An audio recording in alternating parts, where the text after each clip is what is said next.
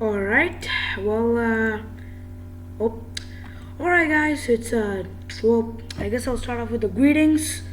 Uh, is your day good? Mine's good, pretty good, mostly good, definitely not good, good. But yeah, greetings and hello, misters and mistresses. Well, today it's another Call of War video, and a lot of people's been asking me, all classmates and fans alike, they've been all screeching at me, and they've been telling me, I want to know how to make an army. Because the most confusing thing in a Call of War game can be the armies, literally a part of the game. So it's confusing because in the Axis doctrine, you're focusing on quality, not quantity. But on the communist, you're more quality wise. That rule doesn't apply here because it's more quantity. As you can see, my friend some places playing as communist Russia and manages mass producing, and the whole shebang is that there's a lot of troops, and these troops can do insane damage because there's a lot of them. But what I see most likely happening is that these players can't seem to understand how an army works. So we'll get into it. So one of the key features of an army is that it must be a balanced one. And you should have artillery, you should have a bit of armies in the sea, you should have a good air force. And I've seen a lot of pros and veterans and noobs alike make the mistake of spending too much on a certain type of armies. If you go in the research bar, right now I've done all my research, that's why it's all empty. You can see that there's infantry, there's ordnance, which I like to call artillery, tanks, air, naval, and then secret.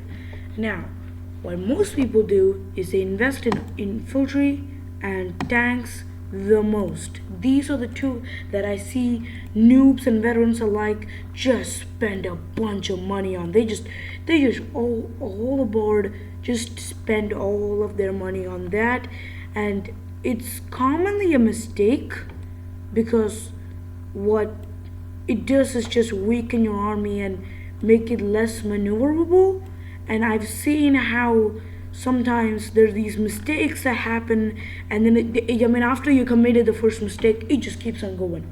So today's question is gonna be really what and how am I going to make a good army? Well, that's gonna be starting with your infantry. Now, right now, it's pretty much it's day 24. It's quite late, and by this time you probably need maxed out infantries. And as you can see, if you go to my infantry bar, you can see that my infantries are maxed out, only level 7 things missing, and this is for the premium players. So I wouldn't be able to take this, and most players don't actually spend money on this because it's not very worth it. It's only a slight increase from the 15 damage, and we can see here 11 damage. It's a very slight increase, which is not worth it for most players. So yeah, which one is proper infantry and proper tank? But there's three rules that I really like to implement is a good army that has coverage in all the fields. So I'm talking about artillery, I'm talking about navy, I'm talking about the air force, I'm talking about the ground force, motorized, armed, unarmed, armored, unarmored, everything. So usually artillery is used for a certain type of damage, or usually different types of artillery is used and different types of arm units are used depending on what and how your needs are. And usually I see players just straight up mistaken everything and just build a crap ton of infantry or a crap ton of tanks and just overall destroy their economy. One. Second, over expand or overspend. Third, second. And the third most important is you don't get a coverage army. That's simple as that. So what do you gotta do for an army? And if it's late and you gotta fix your army up, the most obvious is if you're communist, if you're Axis, or if you're allies, you would know that getting a tank, or at least depending on a tank, is the most amazing way to get yourself some of them, pure money. Because I know, as you can see that I have expended all my materials on one type of tank. And what this does is gives me coverage. It gives me coverage, one, and then two, it gives me a lot of control over that certain type of tank. And if it's reliable, like you would know in the Axis doctrine, the medium tank is most reliable among tank variation. And if it's reliable, well, we'll hand it over to them. I will use it the most. So check what your doctrine offers is one of the most important points, is to check what your doctrine is more reliable. If you have a doctrine which likes more heavy vehicles, then what would be better is building heavy tanks. If your doctrine likes medium, like my doctrine does, if I'm playing as Ukraine here, and if you click on this, you can see that I'm the Axis doctrine. And for the Axis doctrine, what you really want to do is go for medium tanks, because medium tanks are best on that.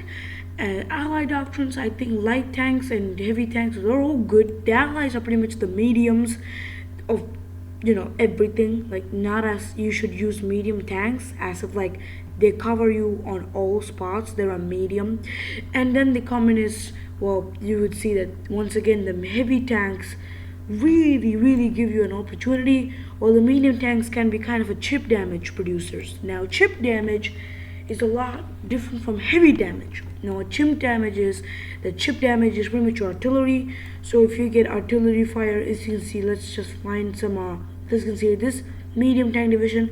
It has some artillery. If I click on attack, it has a range of attack, and this is really useful, because what I've seen is that you can just bombard the AI enemies and player enemies alike, and they will not have an illiterate problem with it. They will just sit there and take the fire without any problems, because most likely is that it's chip damage, but artillery can be used to weaken your enemies, and it's really useful to have artillery.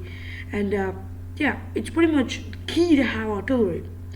Next thing is, what about the airplanes? Because we always covered the ground units, infantry, tanks that are preferable to your doctrine, artillery. Those are the three go-tos. You don't want to make paratrooper army. Like, I don't know why, but there's some people out here with like mechanized infantry. The whole point of mechanized is supposed to be the thing of the Allies. The Allies are the mechanized people. Problem is, I've seen Axis people, Axis doctrines use allied units like mechanized infantry. It's insane. It makes me so angry, because especially allies, they will use like light tank division. Look at this, light tank divisions. These are some divisions that would not be preferable. Look at this, SP artillery division. I kid you not, guys. This is not the way to go. Next thing is, so ground units, we got you covered. Max level them up, focus on one thing, and focus on artillery, man, or infantry, and then armored or tank, or whatever you like to call them. Like, some people call them motorized, and then others call them armored, and others call them tanks, just straight up tanks, which all are very valid. Next is your Air Force, and this is something that either gets extremely uplifted or something that gets kicked down to the bottom with SP artillery, or something useless. Like, let me go find it on the artillery page, the ordnance factory. We'll find like some random. Yes, guys, the most useful of them all, anti-tank level 5. Yes, I. Yep. I mean, I'm really thinking of taking advantage of this creature right here. Yep, that looks like the most mobile thing to me. Yep. So yeah, your Air Force is gotta be fire. You have to have an Air Force as a supporting or as an offensive.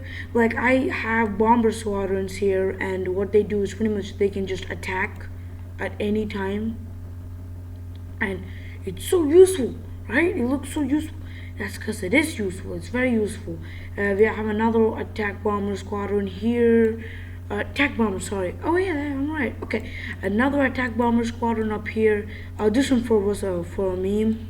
Like when you move it, it goes over there, and then it's for. Yeah, this one was a waste of my money. I know, I know, I know, I know. Pro Call of War player makes memes. How dare he? Now, also, what I like to get is tactical bomber squadrons because they do a lot of damage, and what I like to use them for is bombing to the end of God. As you can see, I'm taking care of the rest of Romania because Italy overexpanded and they're paying the price for it. No, I'm serious. They're actually paying the price for it. No, seriously, they're paying the price for it. Look at this. Turkey invaded Italy. I'm pretty sure Italy invaded itself. France is invading Italy. Everybody's getting invaded by Italy, alright? Italy's just getting held on by all different types of nations. And pretty much, when I was taking care of Romania, I used a lot of attack bombers. That's why you can see a few of them just laying here. Is why I used them to bomb the cities before I capture them. And it really doesn't do anything except just weaken the morale and then destroy. Oh, nice. Destroy the, pretty much, do some chip damage and other stuff like that. And that's kind of the only reason why a lot of Call of War players use it for. Because it's pretty much useless. Like, I'm telling you, it's straight up useless. So, why even have it? You know? Like, why do you want bomber squadrons when they're useless? You bomb them. You bomb your enemies so they can get a weakened morale and a weakened, pretty much chip damage. The next thing is, to maintain a good army, you need a good economy. And as you can see, I might have a good economy, as you'd probably see. So you want an economy that kind of makes you have an abundance of materials and not a dependent of materials. You don't want to depend on your materials, but at the same way, you don't want to like have an abundance of it, but also you don't want to like have like 100 oil, which can be devastating. So those are the kind of rules that I like to follow. Put a limit on how much you spend per day in Call of War, and those are just cool chips that's really good. Second thing is the battleships. When you're doing naval combat, it's good to have a mix up of all materials. It's good to have like multiples of each. What is that? It's not working. Why happened to my Call of War? What has happened, Call of War? Okay, maybe, guys. I guess Call of War just doesn't wanna, just doesn't wanna, respond. That's alright. I'll do that later. Now, when it comes to a naval, I usually do battleships, strong point, and then destroyers and submarines, and that's the same thingy for this one. This one has a cruiser, submarine, and then a battleship. Apologies. Now, what can be even worse is when your army is surrounded. Like here, you can see that I have a little bit of a war going on with the Finnish. Pretty much what's happening here is that Finland surprise attacked communist Russia, and I need to save them. Well, not save them. They're doing pretty well on their own, but I need to protect my allies. So I moved a few units over here. Some peacekeeping units over here, and then I have some 18th medium tank division over here, which is gonna just pretty much roll through the military regiments and stuff like that. Now, when it comes to combat where you're surrounded, most best thing to do is attempting to do a siege. Like, try to do a siege on yourself. Like, surround yourself on a cornered position and just sit there and just depend on a siege. that's what I'm doing here. As you can see, I'm just sitting on this little province. I'm not really doing anything with that province. It's just that if the Finnish troops come, I can just kind of back onto a corner, and that way I'm not very surrounded as much as I would be. So that's probably the best idea when you're surrounded. So let's get into how my armies, as playing as Ukraine, went ahead and how it's working out. I guess my naval combat system or whatever. So as you can see, here are my armies, and you can see that there's a big problem. You're looking at me and you're going, Slavic guy, there's these ginormous armies dealing humongous amount of damage that are overstacked. How dare you? Overstacking? I'll talk this to you later. But this is day 25 or 4. It's about to be 5. It's definitely 5. But it's day 25 and it's kind of time to stack. Cause I know there's the classic Call of War rule of don't overstack. It's like the rule in Minecraft, don't dig straight down. It's true, but yet it's kind of false. Not for Minecraft, but for here it's kind of false. Because you can get some insane power by doing this. Now, yes, I know. The units that, the oversized units, they do no damage. But what I want them to do is just to, add health, add speed, or how I've seen some times where having more units increases your survivability, where one unit gets shanked and then the other one comes back full on power mode and smashes the enemy. It's very cool how it happens, and it's extremely reliable too.